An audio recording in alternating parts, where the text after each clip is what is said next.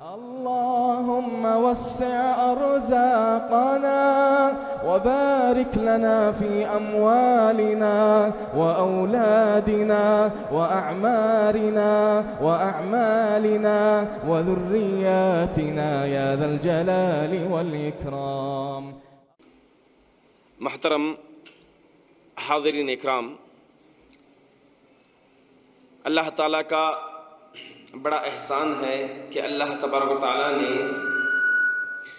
ہم تمام لوگوں کو یہاں پر اکٹھا کیا، جمع کیا کہ اس کی دین کی باتیں سننے کے لیے، سمجھنے کے لیے بارگاہ الہی سے دعا ہے کہ کہنے والے کو کہنے سے زیادہ، سننے والوں کو سننے سے زیادہ عمل کی توفیق دے۔ جیسا کہ اعلان بھی کیا گیا ہے کہ ہمارا آج کا عنوان جو موضوع ہے ہمارا وہ ہے ضیافت کے آداب۔ ضیافت کس کو کہتے ہیں؟ ضیافت کہتے ہیں ہماری زبان میں مہمان نوازی، مہمان نوازی کو ضیافت کہا جاتا ہے۔ دیکھیے، ایک ایسا عمل ہے ضیافت جو کہ شریعت میں مطلوب عمل ہے، اور اللہ تبارک و تعالی اس عمل کو بہت زیادہ پسند بھی کرتے ہیں اللہ تبارک و تعالی۔ اور جیسا کہ حضرت ابراہیم علیہ السلام کا یہ عمل اور ان کا یہ واقعہ اللہ تبارک و تعالی، دیکھیے ایک قرآن کریم میں اگر غور کریں، انبیاء کرام کے واقعات جگہ جگہ پر ذکر کیے گئے ہیں، انبیاء کرام کے واقعات بہت سی جگہوں پر ذکر کیے گئے ہیں، مگر ایک اور انداز اللہ تبارک و تعالیٰ کا ہوتا ہے کہ اگر کوئی واقعے میں واقعی نصیحتیں ہوں، کسی واقعے میں واقعی نصیحتیں اگر ہو، جس میں وعظ اگر ہو، تو اللہ تبارک و تعالیٰ اس کو تھوڑا آگاہ کر کے، اللہ کے رسول صلی اللہ علیہ وسلم پر قرآن نازل کیا گیا تو اللہ کے رسول صلی اللہ علیہ وسلم کو تھوڑا آگاہ کر کے بیان کرتا ہے اللہ تعالیٰ۔ تو یہی طریقہ اس واقعے کو بھی آگاہ کرتے ہوئے اللہ کے رسول صلی اللہ علیہ وسلم سے خطاب کیا، کہا هل اتاک حدیث ضیف ابراہیم المکرمین، کیا محمد تمہیں خبر ہے؟ دیکھیے آگاہ کر دی، هل اتاک، کیا تمہیں خبر ہے محمد، حدیث ضیف ابراہیم المکرمین، کہ معزز مہمانوں کا واقعہ، ابراہیم کے معزز مہمانوں کے واقعات تمہیں خبر ہے؟ اذ دخلوا علیہ فقالوا سلاما، جب وہ مہمان داخل ہوئے حضرت ابراہیم علیہ السلام کے پاس تو سلام کہے، قال سلام، تو ابراہیم بھی جواب میں سلام کہے، قوم منکرون، پھر یہ کہا کہ یہ اجنبی لوگ ہیں، تو کون ہیں آپ، کدھر سے آئے ہیں آپ؟ کچھ بھی نہیں پوچھا ابراہیم علیہ السلام، تفصیل نہیں پوچھا کس کے لڑکے ہیں، کس خاندان کے ہیں، کس قبیلے کے ہیں، کچھ بھی نہیں پوچھا، بس مہمان آئے، اجنبی لوگ ہیں۔ فراغ الى اہلہ فجاء بعجل سمین، بس جیسے ہی دیکھے ملاقات، گھر پر داخل ہوئے، سلام کے، سلام کا جواب دیے، فوری طور پر اپنے اہل و عیال کی طرف گئے۔ فراغ الى اہلہ فجاء بعجل سمین، موٹے بچڑے کا گوشت لے کر آ کے سامنے رکھ دیا۔ فقربہ الیہم، پھر ان کی طرف قریب کیا، کہا قال الا تاکلون، کیا ہو گیا، کیوں نہیں کھا رہے؟ خاموش بیٹھے ہوئے تھے، کچھ جواب نہیں کرے، خاموش بیٹھے ہوئے تھے، سیدھا لے کر گئے، قریب کیے، الا تاکلون، نہیں کھاتے آپ لوگ؟ قال الا تاکلون، جیسے ہی کہا تو یہ لوگ، پورا واقعہ آگے کا ذکر ہے، تو انشاءاللہ یہ جو واقعہ ہے، اس واقعے کے تحت ضیافت کے تعلق سے مجھے آپ لوگوں کے سامنے کچھ باتیں بیان کرنی ہیں، اور انشاءاللہ ہو سکتا ہے آج کئی باتیں ہوں اور آگے کے درس میں اسی کے عنوان پر اور کچھ زائد باتیں بتائی جائیں گی۔ دیکھیں، ضیف کہتے ہیں عربی زبان میں، ضیف اس کے معنی ہوتے ہیں میلان ہونا، دل کا میلان ہونا۔ اگر کوئی مہمان آئے، گھر پر مہمان آئے تو دل کا جو میلان ہوتے ہیں اسی کو لفظ کو کہتے ہیں ضیف، ان کی طرف مائل ہوتے ہیں، ان کی محبت کی طرف آگے بڑھتے ہیں، اس کو کہتے ہیں ضیف عربی زبان میں۔ اور یہ ضیافت یہ انبیاء کا عمل ہے، انبیاء کا شیوا ہے، صحابہ اکرام کا عمل ہے، صحابہ اکرام کا شیوا ہے، سلف صالحین کا عمل ہے، سلف صالحین کا شیوا ہے۔ یہ لوگ کچھ بھی کمی پیشی نہیں کرتے تھے ضیافت کے معاملے میں۔ اللہ کے رسول صلی اللہ علیہ وسلم کے پاس جنگ خیبر ہوئی، جب فتح ہوئی تو قبیلہ حوازن خیبر کے پاس ہی تھا، تو وہ بھی فتح میں اللہ کے رسول صلی اللہ علیہ وسلم کو وہ قبیلہ بھی مل گیا، تو وہاں کے تمام لوگوں کو قید کر کے اللہ کے رسول صلی اللہ علیہ وسلم کی خدمت میں لایا گیا۔ ان میں سے ایک خاتون تھی، کافر لوگ تھے، ظاہر سی بات ہے قید کون کیے جاتے ہیں؟ کافر لوگ، اور خصوصی طور پر ان لوگوں کو قتل ممنوع ہے جو عورتیں ہوں، بچے ہوں اور ضعیف یعنی کمزور لوگ، ان کا قتل جائز نہیں ہے، ان سے قتال جائز نہیں ہے، بشرط یہ کہ وہ لڑنے کے لیے آ رہے ہیں تو رکانے کے لیے ہم ان کو مار سکتے ہیں، جہاد کے آداب ہیں۔ تو بہرحال اللہ کے رسول صلی اللہ علیہ وسلم کی خدمت میں لایا گیا تو اس میں ایک خاتون تھی، اور وہ اللہ کے رسول صلی اللہ علیہ وسلم کی رضاعی بہن تھی۔ رضاعی بہن سمجھتے ہیں آپ لوگ؟ سمجھتے ہیں رضاعی بہن یعنی دودھ پلانے والی جو ماں ہے ان کی بیٹی، سگی بیٹی، تو رضاعی بہن۔ تو رضاعی بہن اگر ہو جائے تو ان سے پردہ، ان سے نکاح نہیں کر سکتے، محرم ہو گئے ہیں۔ جو رشتے نسب سے ہوتے ہیں، خاندان سے ہوتے ہیں، وہی رشتے رضاعت سے بھی ثابت ہو جاتے ہیں۔ اب مجھے مطلوب ہے آپ لوگوں سے کہ ان کا نام کیا ہے، کون بتائیں گے؟ پہلے ہاتھ اٹھائیں انشاءاللہ، اس کے بعد۔ بہت پیارے، آ جائیں آپ، انعام کے لیے آئیں، بہت پیارے۔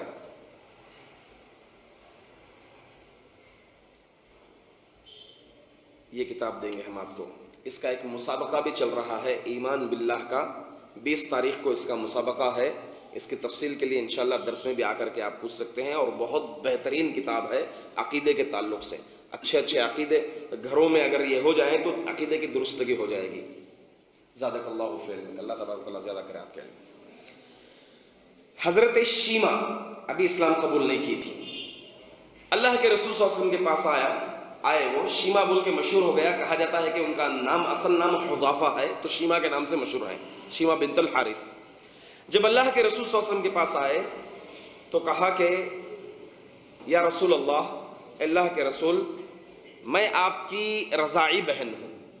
تو اللہ کے رسول یقین نہیں کیے، بچپن میں معاملہ تھا، یقین نہیں کیے۔ کہا آپ کے پاس کیا نشانی ہے کہ آپ میرے رضاعی بہن ہیں؟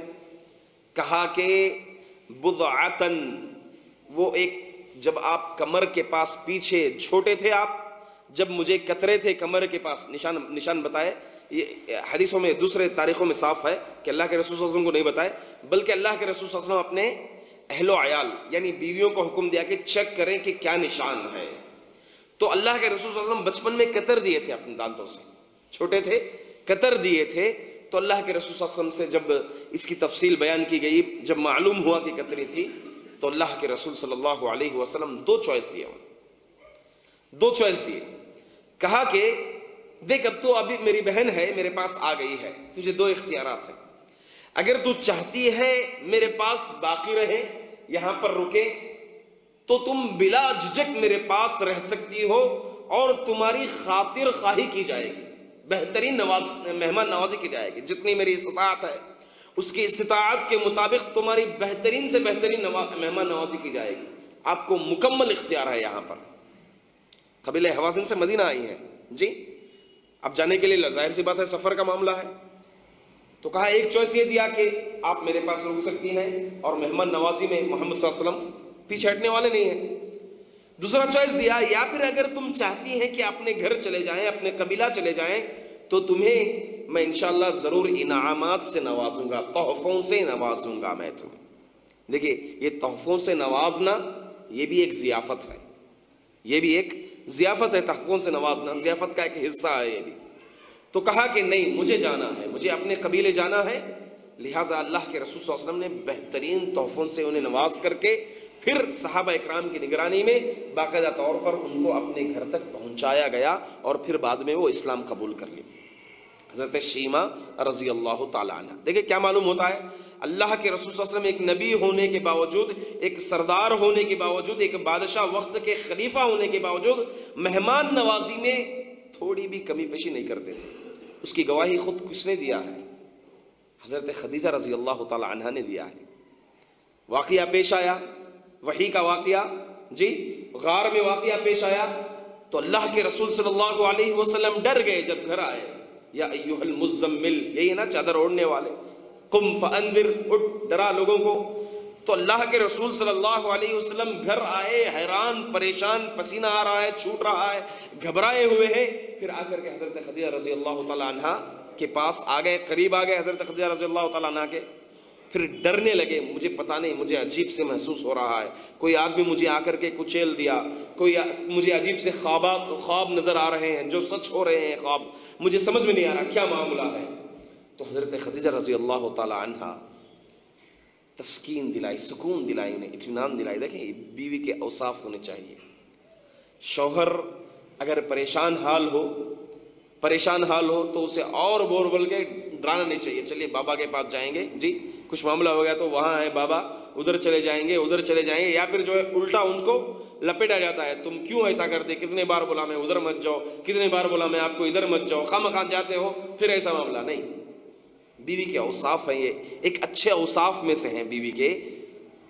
تو حضرت خدیجہ رضی اللہ تعالی عنہ نے جو جملے کہے، بہت پیارے جملے کہے اللہ کے رسول صلی اللہ علیہ وسلم کے، بالکل اللہ کے رسول صلی اللہ علیہ وسلم کی عادتیں تھی۔ وہ کہا کہ انک لتصل الرحم، انک لتصل الرحم وتحمل الکل، کہا کہ تم صلہ رحمی کرتے ہو، رشتہ داری ملاتے ہو، تمہاری صفت ہو، اور تم بوجھ اٹھاتے ہو، دوسروں کا بوجھ اٹھاتے ہو، اپنے سر لے کر جا کے دوسروں کی مدد کرتے ہو بوجھ اٹھا کر کے، وَتُقْرِ الضَّيْفِ، اور تم مہمان نواز ہو، تم لہٰذا اللہ تبارک و تعالیٰ تم کو غارت کرنے والا نہیں ہے، تم کو ڈرنے کی بات نہیں ہے۔ جزاء العمل من جنسہ، اچھے کام کا بدلہ اچھا ہی ملتا ہے، لہٰذا تمہارے اوصاف یہ ہیں، تمہارے اخلاق یہ ہیں، تو اللہ تبارک و تعالیٰ تم کو غارت نہیں کرے گا کبھی۔ بہت پیارے اخلاق والے ہو تم، بہت عمدہ اخلاق والے ہو تم، اللہ تعالیٰ تم کو کبھی بھی ضائع نہیں کرے گا۔ تو یہ اللہ کے رسول صلی اللہ علیہ وسلم پر یہ جملہ حضرت خدیجہ رضی اللہ تعالی عنہ کا یہ دلالت کرتا ہے کہ اللہ کے رسول صلی اللہ علیہ وسلم ایک مہمان نواز تھے۔ ابھی آؤں گا میں اپنی بات کو پڑھی، ساتھ میں ہمارے صحابہ اکرام رضوان اللہ علیہم اجمعین وہ بھی مہمان نواز تھے، حضرت ابوبکر رضی اللہ تعالی عنہ کے تعلق سے آتا ہے کہ کچھ مہمان ان کے گھر پہ آئے، انہیں بہت ارجنٹ تھی جانے کی، اللہ کے رسول صلی اللہ علیہ وسلم بلائے ہوئے تھے، یا کچھ معاملہ ہے، تفسیر میں کئی باتیں آئی ہیں۔ تو حضرت ابوبکر رضی اللہ تعالی عنہ اپنے بیٹے عبد الرحمن بن ابی بکر رضی اللہ تعالی عنہ کو انہیں حکم دیا کہ میں ابھی ضروری کام سے باہر جا رہا ہوں، لہٰذا تم مہمانوں کے ساتھ اچھا سلوک کرنا اور انہیں باقاعدہ طور پر کھڑے ہو کر کے پورا کھانا کھلانا، کھڑے رہنا، جو ضرورت ہے ان کو دیتے رہنا، مہیا کرتے رہنا، سپلائی کرتے رہنا، اور کھڑے ہو کر کے ان کی مہمان نوازی کرنا۔ حضرت ابوبکر رضی اللہ تعالیٰ عنہ نکل گئے، مہمانوں کے پاس جب کھانا لایا گیا، کھانے کے لیے تیار نہیں، جو ہمارے میزبان ہیں ابوبکر وہ ہونا چاہیے، کہا کہ وہ بہت ضروری کام سے نہیں، وہ ہونا چاہے تبھی ہم کھائیں گے۔ اس کے بعد تھوڑا سا وقفہ ہو گیا، پھر حضرت ابوبکر رضی اللہ، بخاری شریف کی روایت ہے، جتنی روایتیں ہیں آج کی پوری بخاری شریف کی کتاب الادب کی روایتیں ہیں انشاءاللہ۔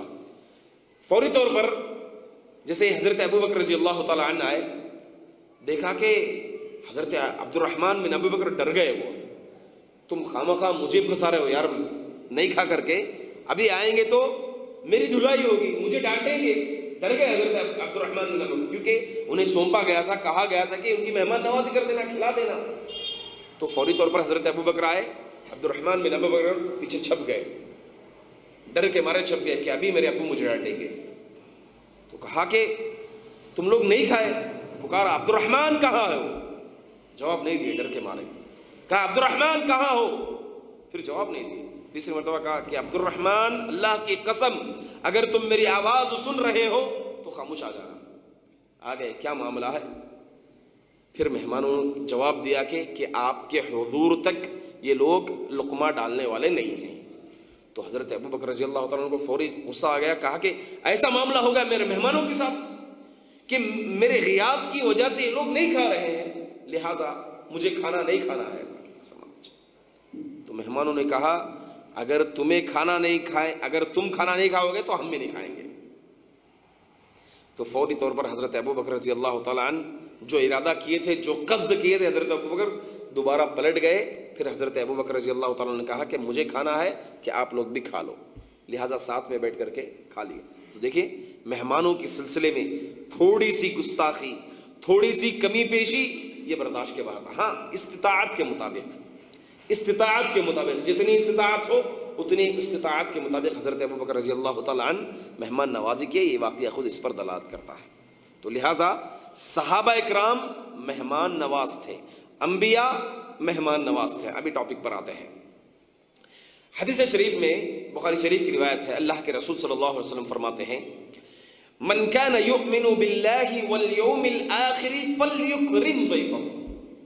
جو اللہ پر اور آخرت کے دن پر ایمان رکھتا ہو تو چاہیے کہ وہ مہمان نوازی کرے، میں اپنے مہمان کی مہمان نوازی کرے.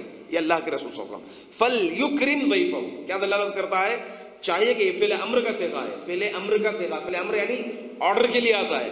کرنا ہے بولے تو کرنا ہے، حتیٰ یہ کہ کوئی چیزیں دلالت کریں، اس پر قرینہ دلالت کریں کہ یہ چیز مستحب ہے یا پھر جو ہے مباح ہے یا پھر واجب ہے، یہ قرینے سے واجب معلوم ہو جاتا ہے. تو اللہ کے رسول صلی اللہ علیہ وسلم کا یہ قول فلیکرم ضیفہ، اس سے علماء کہتے ہیں کہ مہمان نوازی ایک دن کی واجب ہے. کیونکہ حدیث میں، اسی حدیث میں دوسرے میں آگے کہا اللہ کے رسول صلی اللہ علیہ وسلم چاہیے کہ وہ مہمان نوازی کرے دستور کے مطابق. دستور کے مطابق. صحابہ نے پوچھا کہ دستور کیا ہے اللہ کے رسول؟ کہا اللہ کے رسول صلی اللہ علیہ وسلم نے کہا جائزتہ یوم و لیلہ. دستور سے مراد کہ ایک دن ایک رات اور 3 دن ضیافت. پھر وما وراء ذلك فهو صدقۃ له، پھر 3 دن کے اوپر اگر ہو جائے تو وہ اس کے لیے صدقہ ہے. کیا سمجھے؟ دیکھو سمجھنے کی بات ہے. اللہ کے رسول صلی اللہ علیہ وسلم نے کہا یوم و لیلہ. اب اس میں تھوڑا سا اختلاف ہے کہ یوم و لیلہ کہنے کے بعد پھر 3 دن کہا، اس کا مطلب 4 دن کرنا ہے؟ نہیں، اس میں اصل بات یہ ہے کہ ایک دن یعنی صبح اور شام مہمان اگر آ جائے تو اس کی مہمان نوازی کرنا واجب ہے. مہمان اگر آ جائے ایک دن، اگر وہ رکنا چاہتا ہے ایک دن مکمل طریقے سے اس کی مہمان نوازی کرنا یہ واجب ہے. واجب سمجھو نا، واجب العین، واجب ہے. اور اس دن ایک دن میں تکلف بھی برتنا چاہیے. تکلف سمجھتے نا؟ جہاں تک ہو سکے ایک دم حریص ہونا چاہیے کہ مہمان کی اچھے سے اچھی مہمان نوازی ہو جائے. حریص ہونا چاہیے، ایک حرص مند ہونا چاہیے کہ میرا مہمان اچھے سے اچھا جائے، یہاں سے اچھا کھائے، اچھا پیے، اچھا آرام ہو، اس کے لیے پوری سہولیات ہو. جتنا ہو سکے اس کے لیے کوشش کرنا چاہیے. کتنے دن؟ ایک دن، یعنی صبح اور شام. یوم و لیلہ حدیث کا لفظ ہے. اور بقیہ اور 2 دن یہ اس کے لیے مستحب ہے. مستحب سمجھتے ہیں؟ کون تعریف کریں گے مستحب کی؟ ہاتھ اٹھا لیں پہلے. جیسے تھوڑا اردو میں بتا دیں جی. نہیں، یہ دوسرا سیکنڈ ہاتھ اٹھائے. صرف بہتر بول دیا، آپ کو جواب مکمل نہیں ہوا. آپ بولیں نہ کرنے پر گناہ ہے. اس کی ایک مثال دے دیجئے. نہیں، آپ آ جائیے پہلے، یہ لے لیجئے مثال. جو دوسرے دیں گے انشاءاللہ ان کو ہوگا انشاءاللہ. یہ مصنف کی طرف سے کتاب ہے انشاءاللہ. زادک اللہ فی علمک. اس کی مثال کون دیں گے؟ مستحب کی. کرنے پر ثواب ہے، نہیں کرنے پر کوئی عقاب نہیں ہے. آپ ہاتھ اٹھائیں. مغرب کے بعد کی سنت جی آ جائے آپ. بہت اچھے. اس کو کہتے ہیں مستحب. مباح کہتے ہیں جس کو کرنے پر بھی نہ کرنے پر بھی کوئی عقاب نہیں ہے. جیسے جی بالکل مباح ہے، کوئی مشکل نہیں. تو بہرحال ایک دن مہمان نوازی کرنا یہ واجب ہے اور باقی 2 دن مستحب ہے. اور اس کے بعد صدقہ ہے، عام صدقہ ہے. اس کے بعد بھی اگر ٹہرنا چاہ رہا ہے یہ اس کے اوپر ہے. جو مہمان نواز ہے یہ اس کے اوپر ہے، میزبان کے اوپر ہے. چاہے تو کرے، اگر کرتا ہے تو اس کے لیے صدقہ ہی صدقہ ہے. یہ حدیث ہمیں دلالت کرتی ہے۔ اس حدیث سے ایک اور بات معلوم ہوئی، اللہ کے رسول صلی اللہ علیہ وسلم نے کہا من کان یؤمن باللہ والیوم الاخر، جو اللہ پر اور آخرت کے دن پر ایمان رکھتا ہے وہ مہمان نوازی کرے۔ کیا مطلب ہوا؟ مطلب مراد کیا ہے؟ یعنی ایمان مکمل ہونے کے لیے، ایمان کے کئی جز ہیں نا، ایمان کے کئی جز ہیں، مکمل ہونے کے لیے ایمان اس کو چاہیے کہ وہ بھی ایک ایمان کا حصہ ہے، وہ مہمان نوازی کریں۔ ٹھیک ہے، بات سمجھ میں آ گئی؟ ابھی آ جائیں، اگر کوئی شخص مہمان کے پاس گیا، کسی قریے میں گیا، اب اس کی مہمان نوازی نہیں ہو رہی ہے، اللہ کے رسول صلی اللہ علیہ وسلم نے کہا، صحابہ نے پوچھا اے اللہ کے رسول اگر کوئی آدمی جاتا ہے کسی قریے میں، کسی گاؤں میں، اس کی مہمان نوازی نہیں ہوتی ہے تو کیا کرنا چاہیے؟ تو اللہ کے رسول صلی اللہ علیہ وسلم فرماتے ہیں، بخاری شریف کی روایت ہے، ان نزلتم بقوم فامروا لكم بما ينبغي للضيف فاقبلوا، اگر تم کسی جگہ پر جائیں، کسی قوم میں اتریں، کسی قبیلے میں جائیں، تمہاری اگر مہمان نوازی کی جاتی ہے وہاں پر، اس کو قبول کرو۔ فَإِن لَّمْ يَفْعَلُوا، اگر وہ ایسا نہیں کرتے ہیں تو تم اپنا حق مانگو، تو تم اپنا حق مانگو۔ بھائی مہمان نوازی کرو، ہماری مہمان نوازی کرنا چاہیے، مہمان نوازی کیجیے، حق مانگنا چاہیے، یہ حق مانگنا چاہیے، مہمان نوازی کرو ہماری۔ ایسے کیسے ہو سکتا ہے معاملہ؟ اگر وہ مہمان نوازی نہیں کرتا ہے، حتیٰ کہ علماء اکرام کہتے ہیں کہ وہ اپنا معاملہ قاضی کے پاس لے کر جا کے پیش کرے گا کہ میں اس کے پاس گیا، یہ قریے میں گیا، یہ جگہ پر گیا، میں سفر سے ہوں، پانی نہیں ہے، کھانا نہیں ہے، کہاں ٹکوں گا؟ 5 اسٹار ہوٹل تو نہیں ہے معاملہ جی، تو لہٰذا بھائی صاحب ہماری مہمان نوازی نہیں کر رہے ہیں، تو قاضی کو چاہیے، علماء یہ بھی کہتے ہیں قاضی کو چاہیے کہ اس کے مال کا کچھ حصہ جو ضیافت کے برابر ہوتا ہے اس کو عطا کر دیں مہمان کو، لے کر کے اس سے۔ دیکھو کتنی بڑی بات ہے، ضیافت پتہ ہے ہم کو، یہ بات نہیں معلوم ہے ہم لوگوں کو جی، اکثر لوگوں کو شاید نہیں معلوم ہوگا۔ تو بہرحال ہمارے پاس کیا ہے مہمان نوازی کا طریقہ؟ ہمارے پاس جو عموماً ہوتا ہے میں بتاتا ہوں، دیکھیے اگر مالدار شخص آیا، کوئی بڑا آدمی آیا، اس کے لیے ایک الگ چیزیں ہوتی ہیں تیار جی، اچھے سے اچھے کھانے منگوائے جاتے ہیں، یا اچھے سے اچھے بڑے بڑے جوس، بڑی بڑی چیزیں منگوائی جاتی ہیں۔ اور اگر کوئی چھوٹا آدمی آ گیا، ہاں کیسے ہوں، کیا معاملہ ہے، چائے سے معاملہ نپٹ کر کے، ہاں چلیے السلام وعلیکم السلام ورحمۃ اللہ، چلے گئے۔ یہ بالکل یہ بہت بڑا گناہ ہے میرے بھائیوں، بہت بڑا گناہ ہے یہ، مہمانوں کے ساتھ ایسا سلوک، اور ایک نظریہ، الگ الگ نظریہ مہمانوں کے ساتھ، غریب کے ساتھ ایک معاملہ، مالدار کے ساتھ ایک معاملہ۔ اللہ کے رسول صلی اللہ علیہ وسلم فرماتے ہیں ایسی شادی شر الطعام طعام الولیمہ، ایسا ولیمہ سب سے برا ولیمہ ہے۔ کون سا ولیمہ؟ جس میں مالداروں کو بلایا جاتا ہے اور غریبوں کو نظر انداز کر دیا جاتا ہے۔ اس کے ساتھ ساتھ ایک اور برائی ہوتی ہے، شادیوں میں اکثر دیکھیں کہ مہمان نوازی ایک عام ہوتی ہے، ایک خاص ہوتی ہے اندر۔ کہاں تک صحیح ہے یہ؟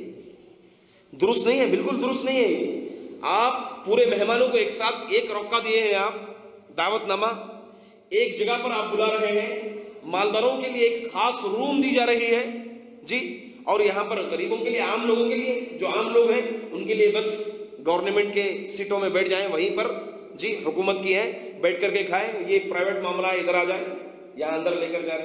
نہیں، صحیح نہیں ہے یہ، بالکل صحیح نہیں ہے، یہ طریقہ ہی صحیح نہیں ہے، یہ دعوت کا طریقہ نہیں ہے۔ اور اس میں ایک چیز اور اضافہ کر لیں، خصوصی طور پر جو آج کے ولیمے ہوتے ہیں ہمارے بنگلور شہر میں، بلکہ اکثر شہروں میں کیا طریقے ہوتے ہیں کہ شروع سے لے کر کے جتنے بھی دعوت کے لیے دائی حضرات آتے ہیں، مہمان آتے ہیں، ان کو عام کھلاتے ہیں، عام چیزیں کھلاتے ہیں۔ جب نوشاہ کی باری آتی ہے جی، نوشاہ کی باری آتی ہے تو اس میں نوشاہ کے دوست ہوتے ہیں، پھر دوسرے خاص مہمان ہوتے ہیں، اس کے بزنس پارٹنرز ہوتے ہیں، پھر وہ لوگ ہوتے ہیں، آخری راؤنڈ میں ایک دم اسپیشل چیزیں لائی جاتی ہیں۔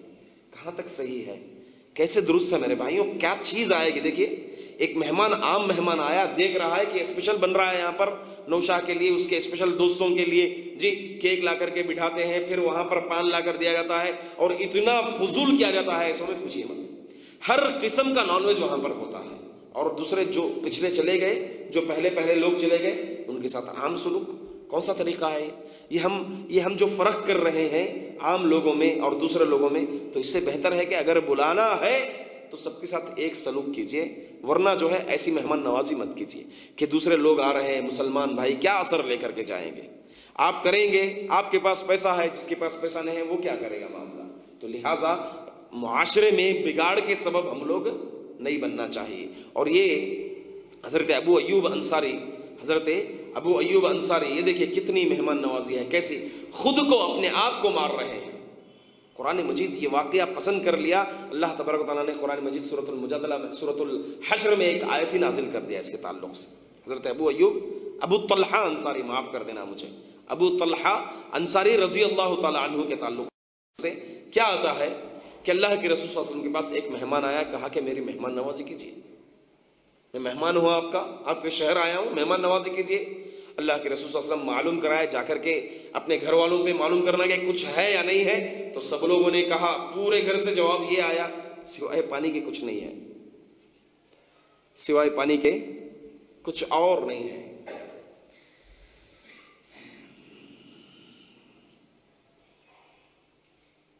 نبی ہیں محمد صلی اللہ علیہ وسلم، خلیفہ ہیں، پانی کے علاوہ گھروں میں نہیں ہے کچھ. دیکھیے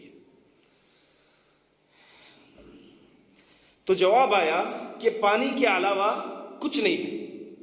تو اللہ کے رسول صلی اللہ علیہ وسلم نے کہا کہ کون ان کی مہمان نوازی کریں گے. حضرت ابو طلحہ تیار ہو گئے کہ مجھے کرنی ہے ان کی مہمان نوازی. فوری طور پر مہمان کو لے کر کے گئے، گھر والی سے کہا کہ رسول کے مہمان آئے ہیں ہمارے پاس، محمد صلی اللہ علیہ وسلم کے مہمان ہمارے پاس آئے ہیں. تو کہا کہ کیا تیار ہے آپ کے پاس؟ بچوں کا جو غذا ہے وہی ہے، ہمارے لیے بھی نہیں ہے، صرف جو بچوں کے لیے ہوتا ہے تھوڑا بس وہی ہے، اس کے علاوہ کچھ نہیں ہے. کہا کہ بچوں کو سلا دیجیے، بچوں کو سلا دیجیے آپ، اور ایسا کرنا کہ جیسے ہی دسترخوان پہ بیٹھیں تو اپنی چراغ کو بجھا دینا، تاکہ مہمان یہ سمجھے کہ ہم بھی کھا رہے ہیں، میں بھی کھا رہا ہوں اس کے ساتھ، مہمان کے ساتھ. تو بیٹھے، واقعہ یہی ہوا، دسترخوان پہ پیش کیا گیا. پھر وہ صحابی رسول ابو طلحہ بھی بیٹھے ہوئے ہیں، چراغ بجھا دی گئی اور مہمان سمجھ رہے ہیں کہ صحابی رسول بھی کھا رہے ہیں. معاملہ ختم. اللہ تعالیٰ کو اتنا پسند آیا واقعہ یہ انصاری صحابی کا، اتنا پسند آیا کہ قرآن کریم کی آیت ہی نازل کر دیا، وَيُؤْثِرُونَ عَلَىٰ أَنفُسِهِمْ وَلَوْ كَانَ بِهِمْ خَصَاصَةٌ. انصاری صحابیوں کی مہمان نوازی کے تعلق سے کہا کہ وہ لوگ اپنے آپ کو ترجیح دینے کے بجائے اپنا نفس مار دے کے اپنے آپ کی خواہشات کو دبا کر کے دوسروں کو ترجیح دیتے ہیں، اپنے بھائیوں کو دوسروں کو ترجیح دیتے ہیں، ان کی مہمان نوازی کی جا رہی ہے. تو میرے بھائیوں، واقعی اللہ تعالیٰ کا یہ واقعہ نازل کرنا، یہ قرآن مجید کی آیت نازل کرنا، اور پھر اس کا شان نزول کے تعلق سے جو حدیث بیان کی گئی ہے، واقعی ہمارے لیے ایک دلیل ہے کہ ہم اپنے بھائیوں کے حق میں جو مہمان آ رہے ہیں اپنے آپ کو ترجیح دینے کے بجائے دوسروں کو ترجیح دینا چاہیے. مہمان نوازی ایک بہت بڑا عمل ہے، بہت بڑا کار خیر ہے. جیسا کہ میں نے کہا، اس سے پہلے حدیث میں نے کہی کہ اگر کوئی مہمان نوازی نہیں کرتا ہے، مہمان نوازی اگر کوئی نہیں کرتا ہے تو اس کو پوچھنا چاہیے، ورنہ پھر قاضی کے پاس لوٹانا چاہیے. واقعہ ایسے ہی آیا. ابو سعید خدری رضی اللہ تعالیٰ عنہ کی حدیث، بخاری شریف کی حدیث، صحابہ کرام سفر پر نکلے، ایک جگہ پر پڑاؤ ڈالا، لوگوں سے کہا مہمان نوازی کرو، مہمان نوازی کرنے سے انکار کر دیے. پھر معاملہ ایسا ہوا کہ وہاں کے بادشاہ کو بچھو نے ڈھس لیا، کچھ روایتوں میں سانپ نے ڈھس لیا. تو پھر یہ لوگ پریشان حیران ہو گئے، کوئی علاج نہیں جان رہے تھے. پھر آئے یہاں پر کچھ نیک لوگ لگ رہے ہیں، نئے لوگ لگ رہے ہیں، چلو جا کر کے پوچھتے ہیں ان سے. پوچھا کہ تم میں سے کوئی اس کا علاج جانتے ہو؟ کہا کہ میں جانتا ہوں ابو سعید خدری، مگر ایک شرط پر، آپ لوگوں نے ہماری مہمان نوازی نہیں کی، لہٰذا میں رقیہ کرنے والا نہیں ہوں، یہاں تک کہ ہمارے لیے کچھ حصہ بنا دیں. تو 40 بکریاں تقریباً حصے میں آئیں. پھر انہوں نے پڑھا سورۃ الفاتحہ، الحمدللہ سورۃ الشفا جس کو کہتے ہیں. پھر اس کے بعد ختم ہو گیا معاملہ. دیکھیے مہمان نوازی طلب کی گئی، جب مہمان نوازی نہیں ہوئی تو باقاعدہ طور پر حق لیا گیا اس طریقے سے. پھر ایسا ہی ایک واقعہ بول کر کے میں انشاءاللہ ختم کر دوں گا. پھر آگے کے درس میں انشاءاللہ تفصیل سے جو آداب ایک مہمان نواز کو کیسے ہونا چاہیے، میزبان کو کیسے ہونا چاہیے، کیا آداب ہیں، کیا طریقہ اپنا چاہیے، دعوت دے تو کیسے دعوت دیں، جب آیا ہے دسترخوان پہ بیٹھا ہے تو کس انداز سے پیش آئیں. پھر جو شخص مہمان آیا ہے اس کو کیسا طریقہ اپنانا چاہیے، کیا آداب اپنانا چاہیے، کھاتے وقت کیا آداب ہیں، گھر میں گھسا تو کیا آداب ہیں، گھر میں بیٹھے تو کس آداب سے بیٹھنا چاہیے، یہ سب چیزیں انشاءاللہ آپ لوگوں کو اگلے ہی درس میں بتاؤں گا۔ پھر اس کے بعد یہ آخری چیز، جیسا کہ حضرت خضر علیہ السلام اور حضرت موسیٰ علیہ السلام کا جو واقعہ ہے، پورا سفر والا واقعہ، اس میں ایک واقعہ یہ آیا کہ وہاں کے لوگوں نے فَأَبَوْا أَن يُضَيِّفُوهُمَا، سورۃ الکہف کا واقعہ ہے، فَأَبَوْا أَن يُضَيِّفُوهُمَا، تو ان لوگوں نے ان دونوں کے مہمان نوازی کرنے سے انکار کر دیا، مہمان نوازی طلب کی، انکار کر دیا۔ تو اس کے بعد کیا ہوا، وہاں پر ایک دیوار گر گئی، حضرت خضر علیہ السلام اس کو سیدھا گئے۔ موسیٰ علیہ السلام کہا یہ لوگ مہمان نوازی نہیں کی، کیوں سیدھا کر رہے، اس کی بجائے کچھ اجرت لے لیتے۔ تو بہرحال اس میں بات نہیں کرنے کی ایک شرائط الگ تھی۔